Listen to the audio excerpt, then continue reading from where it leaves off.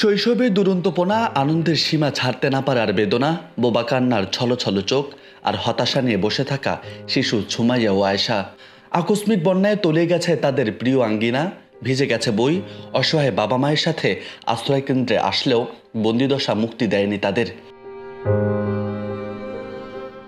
পরন্তু বিকেলে শৈশব যখন তাদের মনে তাড়না দিচ্ছে, তখন অথই পানির দিকে তাকাতেই প্রিয় আঙ্গিনার স্মৃতিগুলো যেন নীরব কান্না হয়ে ফুটে উঠছে সুমাইয়া ও আয়েশার চোখে মুখে।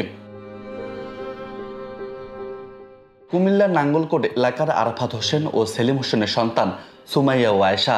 উজানের ঢল ও অতি ভারী বৃষ্টিতে তলিয়ে গেছে তাদের ঘরবাড়ি।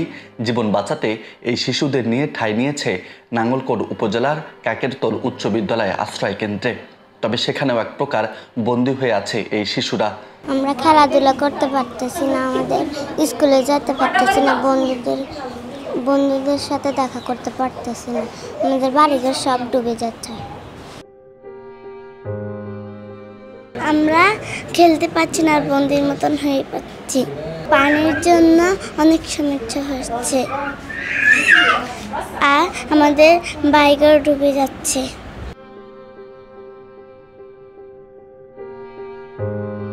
সরজমিন নাঙ্গলকোট কাকেরতল হাই স্কুলে গিয়ে দেখা যায়, বন্যার পানিতে ঘরবাড়ি তলিয়ে যাওয়া 40টি পরিবারের প্রায় 200 জনের ঠাঁই হয়েছে এই আশ্রয় কেন্দ্রে, যাদের মধ্যে 40 জনের বেশি শিশু।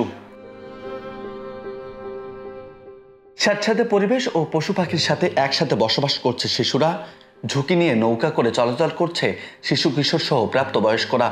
খেলাধুলার মাঠ বা ফাঁকা স্থান না থাকায় স্কুলের সিঁড়িতে খেলছে শিশুরা। এতে দুর্ঘটনার আশঙ্কাও রয়েছে। ছেলে মেয়েরা তো কষ্ট হচ্ছে, ছেলে মেয়েরা খাইতে পারে না। দুটো মাছ ধরলে বেচলে তো ছেলে মেয়েকে খাওয়াই। বাচ্চাগুলো বাঁচাই আনছি সবগুলো, আর কিছু আনতে পারিনি। বাচ্চা কান্না দেখে আমি ভয় হয়েছি, এই বাচ্চাগুলো লই আমি বাড়ি গেছি। একদিকে বন্যার ঝুঁকি, অন্যদিকে সুপেয় পানির অভাব, স্যানিটেশন জটিলতার পাশাপাশি স্বাস্থ্য ঝুঁকিতে পড়েছে এসব শিশু। পুষ্টিহীনতা ও পানিবাহিত রোগের আশঙ্কা রয়েছে। এছাড়া মানসিকভাবে প্রভাব পড়ায় শিশুদের বেড়ে ওঠায় বড় ব্যাঘাত হতে পারে বলে ধারণা করছে চিকিৎসকরা। স্থানীয় ব্যক্তি ও জেলা প্রশাসনের তথ্য মতে কুমিল্লা জেলায় কয়েক হাজার শিশু রয়েছে ঝুঁকিতে। ইতিমধ্যে নাঙ্গলকোট এলাকায় কাউসার আলম নামের এক শিশু পানিবাহিত রোগে আক্রান্ত হয়ে চিকিৎসা নিচ্ছে হাসপাতালে। এতে আতঙ্ক বিরাজ করছে নাঙ্গলকোট এলাকা জুড়ে। ফলে পানিবাহিত রোগ এড়াতে পানি ফুটিয়ে পান করা ও স্যানিটেশন নিশ্চিত করার বিষয়ে জোর দিচ্ছে চিকিৎসকরা।